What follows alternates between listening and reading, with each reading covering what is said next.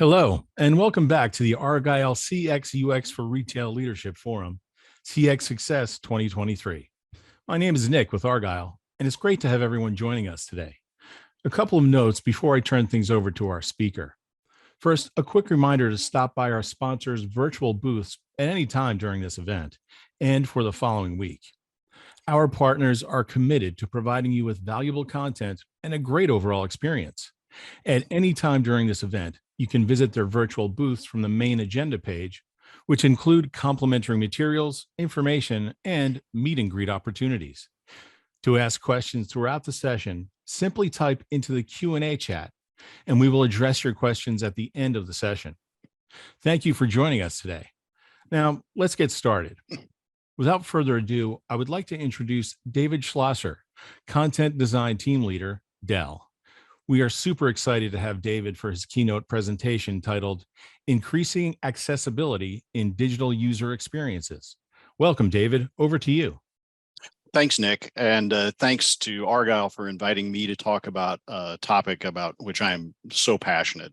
And I hope by the end of this talk that you will share at least some of my passion about readability, or maybe at least some of my interest. But my goal in the next 30 minutes is to confuse you, enlighten you, infuriate, delight, and inspire you. I'm David Schlosser, and after a career as a political consultant and lobbyist, I decided I had to get straight with myself. So I went into PR marketing and advertising. And since then, I've worked with several Fortune 50 companies, including AT&T, AMD, Microsoft, Express Scripts, and now I'm at Dell, where I lead the content design team in our digital design organization. Since 2015, I've been applying my experience and knowledge as a professional communicator to this relatively new discipline of user experience design and content strategy. And both at Express Scripts and at Dell, I've been part of newly formed teams that were tasked with transforming print-first retail organizations into digital-first retail organizations. So that's what I've been doing the past few years, but I actually became very interested in this subject of readability about 15 years ago when I was working on my own as a freelance writer and editor. And after seeing scores of aspiring authors who made the same mistakes with every manuscript I reviewed, I developed this hypothesis that if I could deconstruct the text of a novel with statistical and analytical tools, I could automate feedback, show writers where their texts diverge from successfully published books. My business plan was a bit ahead of the curve. There are some folks doing that right now, and they're having great success. But as my career evolved more towards global business, I developed this hypothesis that this same deep analytic understanding of text content could establish guardrails or guidance for optimal user experiences, optimal being defined in different ways by different parties, of course. But from my current perspective, I define it as most likely to separate consumers from their money. So people use this term readability in a lot of different ways to mean a lot of different things. And so to level set, here are some of the meanings of readability that I'm not going to focus on. These are all really important aspects of the user experience, but they are not what I'm going to focus on today. Instead, to set the baseline for our time together, I'm talking about the concept of evaluating readability using industry standard measurements, such as this very common formula for one of the most common readability metrics, the Flesch-Kincaid grade level. Now, when you hear people talk about how a typical newspaper or Time magazine is written to be read by a fourth grader or a sixth grader, this is what they're talking about. A lot of that talk is urban myth or conventional wisdom, but there is some hard and uncomfortable data backing it up. Fewer than half of Americans can read at or above a ninth grade reading level, and 43% of Americans fall into the category of low literacy. An average reader can fully comprehend text with an eighth grade reading level. Now, as you consider the theme of this conference about customer and user experiences, you can reasonably ask if these challenges are actually relevant in a post-literate society that's largely relegated daily newspapers and weekly news magazines and even books to the ash can of history. I'm going to answer your questions in the next 20 minutes or so. And if you have questions, type them into chat and we'll get to them too. This formula counts the number of words the number of syllables in those words, and the sentences into which those words are divided in a text passage. And then it calculates the average length of the sentences and the average length of the words in those sentences. Then it applies some constants, which, not to put too fine a point on it, are pretty subjective, to arrive at what is allegedly an objective measurement of how many years of formal education a person needs to comfortably understand the text that they're reading. Now, the mathematically inclined among you might already be scratching your heads going, like, wait a second, I got questions. And during this question, I'll address those and other questions. And if I succeed, I'm going to leave you with some entirely new and unexpected questions. But to begin, a word about words. Dell, the company I work for now, it's a global company. English is the only language that I read well enough to understand the research that I'm doing. But these concepts apply across all the languages that we speak. But I want to share a couple of important considerations if you are applying these concepts in other languages. The first is that words that are simple to a syllable counting formula, like Flesch-Kincaid grade level, they have a very different reaction to applying the same formula in other languages. The non-English versions of very simple sentences might measure much more difficult to read, even though in another language, even though the reader's ability to understand the sentences is identical. Likewise, some sentences that are very simple in English might look very complex in other languages. German, for example, famously puts all the same parts of the sentence together in one place, whereas English mixes them up. Now, this is important for more reasons than just translation. Internet search algorithms like Google's consider readability in their ranking assessments, and they boost the rankings of pages that are considered easy to read relative to pages that are not easy to read. This image that I just came up comes from an SEO tool called Conductor, and it measures readability among many other factors.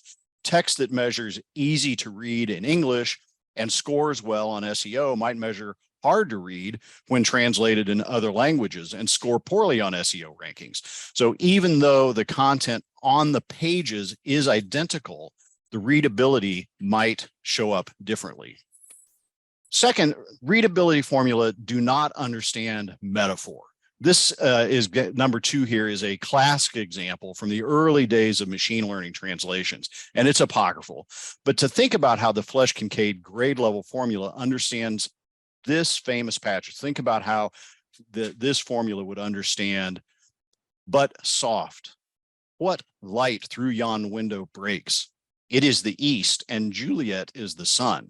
Arise, fair sun, and kill the envious moon, who is already sick and pale with grief, that thou, her maid, art far more fair than she. Now, those are very, very simple words, a Flesch-Kincaid grade level of 1.5.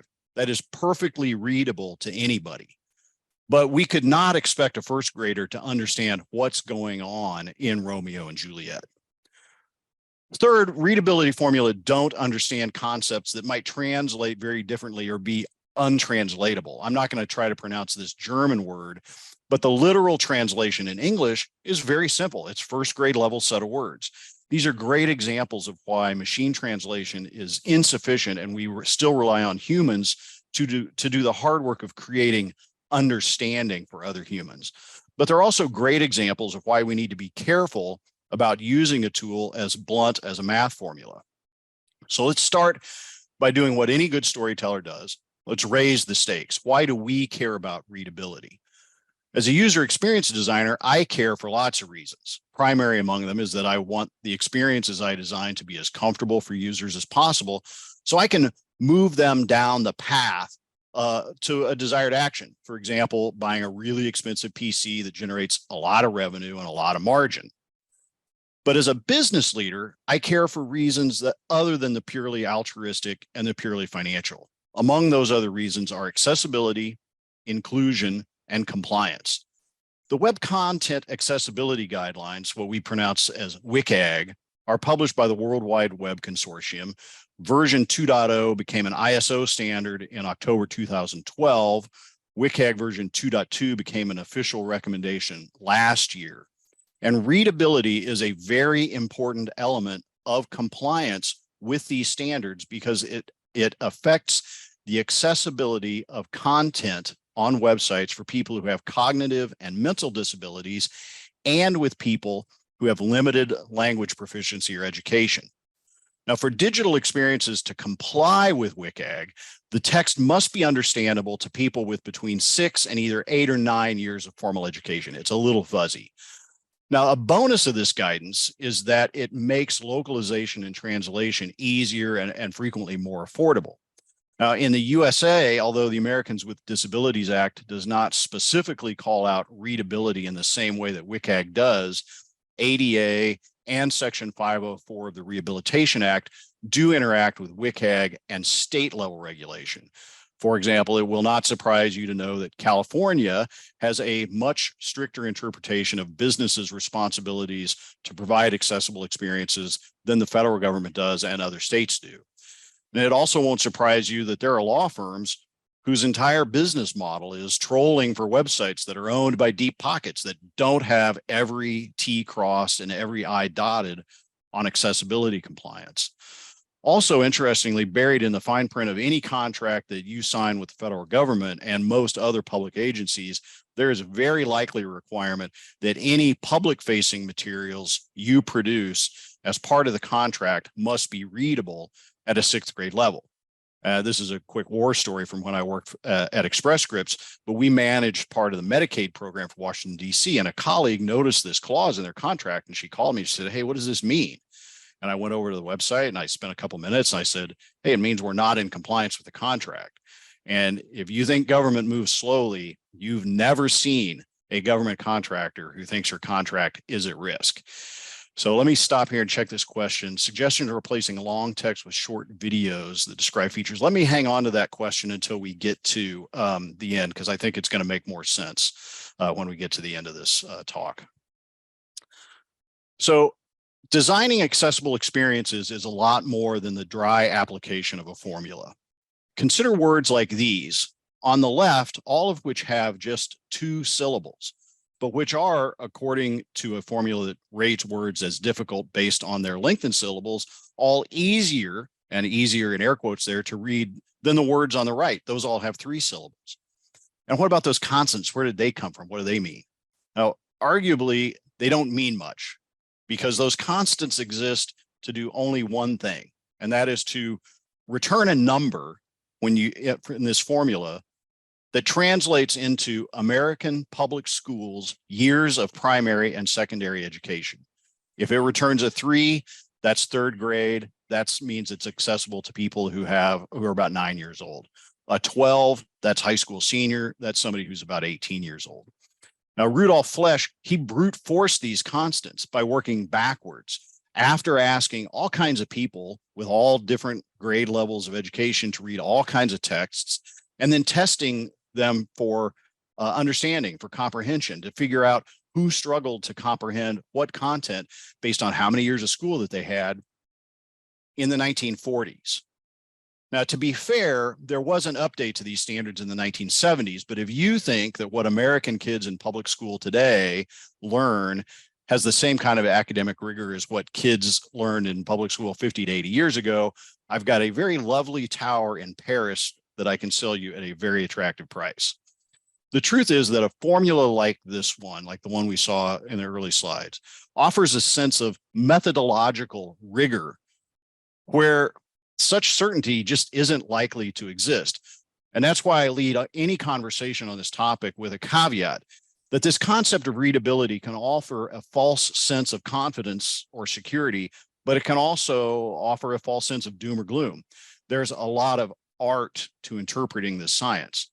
For example, in my secret superhero identity as an author and editor of crime fiction, I see authors who stumble across this concept of readability the first time, and then they disregard it completely, because applying that formula to their novel manuscripts typically says the book is readable by a 4th grader. And they get offended because they're not writing kids' books. They're writing books for adults to read on the plane or at the beach, filled with adult themes and racy scenes of throbbing passion, while ignoring that fabulously best-selling novels often score lower than 3rd grade reading level because of the highest truth of literature and of CX and UX design. Easy reading is damned hard writing. Which brings us to IRS tax form instructions. Now, a few years ago, there was an NPR news program that featured an interview with the expert at the IRS, the readability expert, who's responsible for achieving the readability goals for that agency. And I'm going to summarize his approach for you. Use abbreviations instead of words, because AGI has fewer syllables than adjusted gross income. Now, this is indisputably true. It also puts one in mind of hair splitting between the spirit and the intent of the law. The reason that we apply readability standards to documents like IRS instructions and retail websites is to limit the cognitive load on users. That is, to make the experience as easy to read as possible. EBITDA does, in fact, have fewer syllables than earnings before interest, taxes, depreciation, and amortization. But is EBITDA any easier for humans to understand than earnings before interest, taxes, depreciation, and amortization? No, it's not. The cognitive load on the user is the same, whether you offer the user an acronym that has only a couple of syllables or the complete phrase that has more than a dozen. In fact, I would argue that for experiences like tax forms that people encounter very infrequently, that they encounter them so infrequently that they forget everything they need to know from year to year to successfully navigate this experience. It's actually easier to give them the complete phrase. It's easier for them. It reduces their cognitive load if you spell out the whole phrase than giving them an acronym. But these formula tell you exactly the opposite. Got a question about payback. I have an answer for that at the end. And a key attribute in healthcare. Do you have toolkit suggestions for local language support? I do. So and all that stuff. These questions are great because I answer them in my talk. So let's instead consider something that's a bit more mainstream. This is a book that most of us have read at some point in our lives, maybe more than once. And here are the readability statistics for the first 7,500 words of this novel as calculated by an industry standard productivity suite. If you're at all familiar with this topic, you might recognize this window. Now, the Flesch-Kincaid grade level score is, according to this productivity suite's calculation, readable by a person with between 6 and 7 years of formal education, 6.7 to be precise. That's a child who's 11 or 12 years old. Now, before the military paid Rudolf Fleisch to create this grade level score that we're talking about to help evaluate instruction manuals, the kinds of things that in the Army say this end towards enemy, Fleisch had an earlier metric, the Fleisch reading ease score. And that's a scale of 0 to 100, where higher numbers indicate the text is easier to read. And Gatsby scores 72.7. That's interpreted as on the edge between 7th and 8th grade reading levels, between easy to read conversational English and fairly easy to read. That's not exactly the same as the Flesch-Kincaid grade level, but it's in the ballpark. Now, I'm starting to throw around numbers that don't work the same way. They both measure readability, but they measure the same thing in different ways. The same guy, the same name, but is higher better, is lower better on a scale that tells, one scale tells you 6th or 7th grade, the other tells you 7th to 8th grade. Let's look at a more contemporary example to see if we can start to get to the bottom of this. For comparison, the first 7,500 words of the first Jack Reacher book comes in at 2.6 on the Flesch-Kincaid grade level. But please do not let your 7-year-old read this book. The Fleisch reading ease score of 89.2 is right on the edge between easy and very easy. Lee Child is an acquaintance of mine, and he would tell you the same thing that I said earlier. Easy reading is damned hard writing. And as my lovely wife reminds me regularly, that's why they pay me the big bucks. But I think the reason they pay me the big bucks is because I know the truth about readability. In the real world, things are a lot more complicated.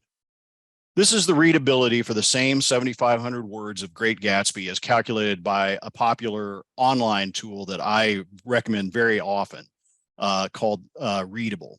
Interestingly, Readable scores the exact same text that I scored with Microsoft Word at a grade level of 7.13 compared to 6.7 for Word. Now, that's not a huge difference. It's only about 6%. And it wouldn't make a difference to WCAG compliance if you were writing for text between 6th and 8th or 9th grade. However, it would mean the difference between compliance and non-compliance with a government contract. That is, the tool that you're using to measure can make or break you when you're talking about compliance. And if you're starting to think, as I do, maybe all this readability stuff is a bit more complicated than a simple math formula, prepare to have your mind blown. Because here are 9 more grade level readability scores that vary from a low of 6th grade as measured by Rager and Fry, that's well within the WCAG compliance window, to a high of 10.15 as measured by SMOG, which is well outside the compliance window. That's a variance of 70%, even though all these formula are supposed to measure the exact same thing. And don't get me started on that stuff on the right, which probably looks like gobbledygook. And that's 100% A-OK because the acronym SMOG stands for the standard measure of gobbledygook. And to the person who asked the question about healthcare, about toolkits for local language support and healthcare, SMOG is the preferred measure of readability by the British Medical Society. So for comparison, our other bestseller score also shows a wide variance of grade level scores from a low of 0 to a high of 8.5. Now, division of 0 was never my strong suit, but let's be frank and call this what it is. This is an 8,500% variation in readability scores at the most extreme. But even if you give it a really generous interpretation, our variance here is more than 100%. So what is going on? The truth is that these readability formula were devised to evaluate whether printed textbooks are appropriate for school children. And they're actually really good at this. They do effectively assess the cognitive load on the reader of the words. But those formula were not devised to evaluate whether novels are appropriate for children or newspapers are easy to grok, or anybody can understand the error code that your engineers show when somebody puts a phone number where their zip code's supposed to go. And they don't understand content. They can't discern themes. They can't discern intent. They can't tell a shopper whether they're looking in the right place. They are a credible proxy for cognitive load, assuming the reader is a naive novice in a vacuum, basically a child with a textbook. Now, readability formula essentially measure how long sentences are and how many 3 or more syllable words the text contains as a percentage of the total text. And if you're working, like I used to work in pharmacy, those are all big words. Pharmacy, medication. These are all big syllable words. So what's important to know is that there is some contextual knowledge. People apply contextual knowledge. If they're looking for pharmacy stuff, the words are not as complex as if they were just naive novices. But how do these readability scores work when the world looks less like Jack and Jill at recess and more like real people doing actual stuff on the internet? How do these formula that we rely on to measure compliance work when we apply them to the real issue of user experience design? The answer is not very well. And the 2 primary reasons for that will carry us through to the end of this talk. The first primary reason is that these highly stylized presentations of text that we have on digital experiences are not well interpreted by the formula. We analyzed a lot of our commerce-oriented pages, and we found that Microsoft Word does not accurately find the end of what a human recognizes as the end of a text string. When we went through and manually punctuated the text, we put periods where you see these red circles. The readability scores changed significantly. On average, across the pages that we analyzed, manually punctuating this text and measuring it improved grade level scores by 20%. On average, the most Word counts 117% more sentences in manually punctuated text compared to the text that you just copied from the web pages. So that is a huge impact because these formula are measuring the length of sentences, and Word does not do a good job finding the end of sentences. This is another example. I'm going to skim over it very quickly because the important thing to know here is this is a fairly common sort of thing you would find. We tested this, we created it for testing purposes, but you would see this on any technology provider's web page. And if you ask for the formula, it's kind of crazy because what those formula return is a Flesch-Kincaid grade level of 57.55. That's roughly the formal education to complete 10 PhDs. And the Flesch reading ease is a negative 116.7, which is impossible. The scores that are coming back by evaluating these texts don't have anything to do with the readability of the text. This text is not easy, but it's not impossibly difficult. Nobody needs 10 PhDs to read it. What's happening is that the style, the presentation, is having a bigger impact on the readability score than the actual readability of the text. The other thing that we notice is that the qualitative and quantitative research that we've done finds virtually no correlation between readability and user experience, between readability and user preferences, between readability and business outcomes. I've exposed test subjects to many different forms of content from Dell and from competitors and in the healthcare and in the technology spaces. And I've measured all that readability. I've asked for their opinions, and the research uncovered results that were surprising, counterintuitive, and intriguing. So I'm going to wrap up very quickly and get to our questions. The surprising result is that there's a very bright line on the bottom end of this guidance, 6th grade. That's WCAG standard. That's actually something of a sweet spot. When you start writing text for these experiences that is easier to read than 6th grade, people begin to think you're talking down to them and they get insulted. But on the other end of the spectrum, there's not a bright line on the upper end of readability. It's not anywhere in existence. Basically, what we have discovered is that if the user finds the information helpful or engaging, or ideally both, the user is willing to follow where it goes up to PhD levels of complexity. Maybe not 10 PhDs, but at least one. And those findings gave rise to what I call the Doc Brown corollary, named for my colleague Chris Lloyd, which is it doesn't matter how readable your content is if it's not the right content. And the original goal of my research was to evaluate the hypothesis that we can correlate measurable readability to business outcomes. And if we can, perhaps it's different for different types of products. Is it the same for a laptop for an elementary school student as it is for somebody buying a server for cloud memory storage? And it's not. Did this research prove my hypothesis? It did not. We found that there is some, but not much correlation between measurable readability and business outcomes. And the explanatory power of the correlation was non-existent. So the pages that people converted from or chose higher priced PCs from, they just happen to be readable. But the rest of the story is that we did find that by combining the visual impact of readability, what we call information density, with readability, we were able to identify a correlation between readability and business outcomes. And I can't say much about that because it's all currently in intellectual property protection, but I'm hoping that we're going to have some publications that we can share with you very shortly. So whether you know it or not, whether you like it or not, you're accountable for measurable readability on your digital channels. Unfortunately, this readability metric is not well correlated to user experiences. But fortunately, you have a lot of arrows in your quiver. The easiest one, just write shorter sentences.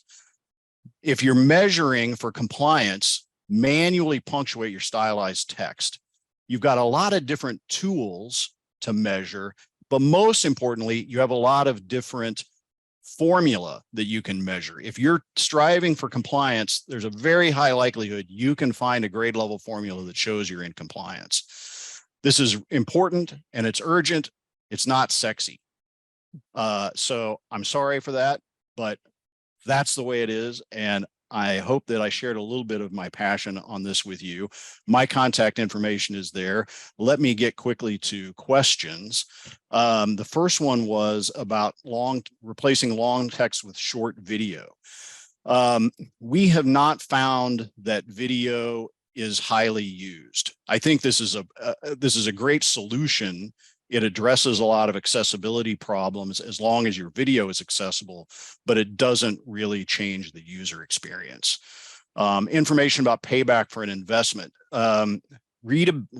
Measuring your readability here is cheap, very, very low cost.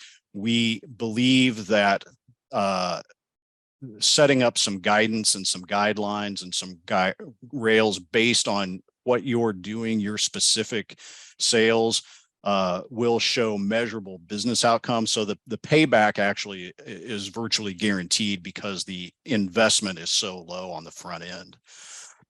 Accessibility in healthcare, we talked about smog. Best way to make sure adapted to standards, just simple measurement is the best way to do that. And I recommend a tool called readable.com. And happy to continue this conversation with anybody, anytime. You've got my contact information, so don't hesitate to reach out. Great. Thanks so much, David. That was an excellent keynote. I also want to thank everyone for joining us today. This session, along with all of today's content, will be available on demand following the event. This officially concludes the Argyle CX/UX for Retail Leadership Forum, CX Success 2023. We would like to thank our sponsor, Sprinkler. Thank you again for joining us today and engaging in our content. Have a great rest of the day.